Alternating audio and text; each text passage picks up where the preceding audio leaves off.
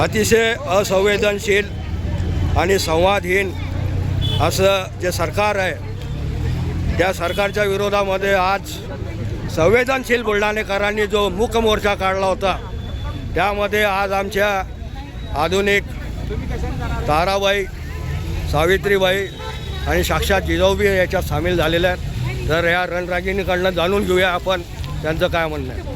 जय जिजाऊ.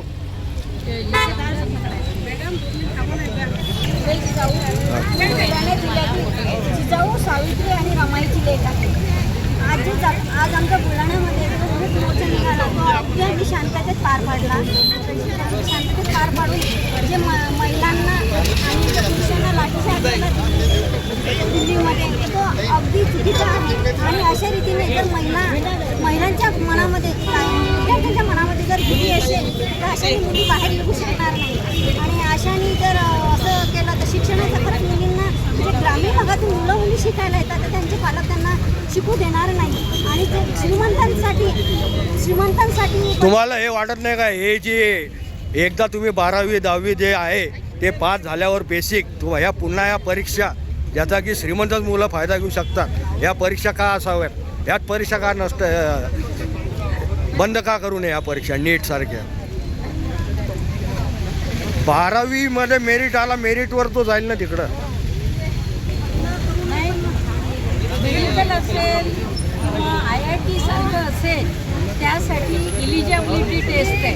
ही पण नीटची परीक्षा जी आहे त्यांनी ती परीक्षा पास करून चांगला स्कोअर करून मुलं मेडिकलला जातात. CET असेल, इंजिनिअरिंगला जातात. अजून दुसऱ्या कॉम्पिटेटिव्ह एक्झाम ग्रॅज्युएशन नंतर आहे UPSC MPSC करून. का स्वप्न पाहू नये विद्यार्थ्यांनी? काही स्वप्न पाहायचा अधिकार फक्त काय श्रीमंताच्याच नाही. हा एक बेसिक प्रश्न आहे.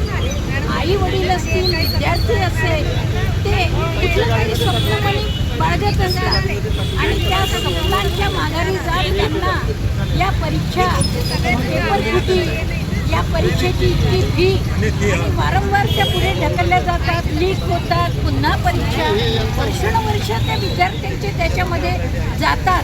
त्यांचं भविष्य अंधकारमय होत आहे. आमचा जो विरोध आहे किंवा आमचा जी संवेदना आहे त्या पेपरफुटीच्या बाबतीत, त्या यंत्रणेच्या बाबतीत आणि शासनानं घेतलेल्या धोरणाच्या विरोधात आहे. एखाद्या व्यक्तीच्या कुठल्या पक्षाच्या विरोधात अजिबात नाही. हे आमचं म्हणणं आहे. एक विद्यार्थ्यांची पालक म्हणा, एक शिक्षिका म्हणून माझे मत मी मांडते आहे.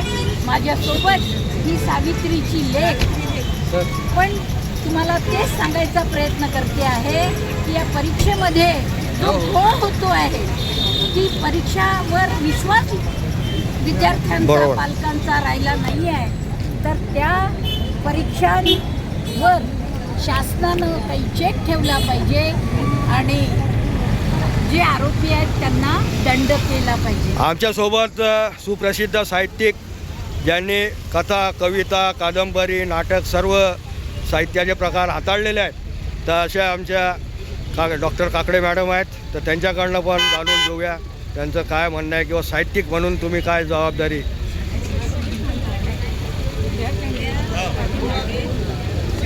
विद्यार्थ्यांना तिथे निश्चितपणे मारलं आणि विद्यार्थ्यांच्या बाजूच्या एक्झाम झाला त्याच्या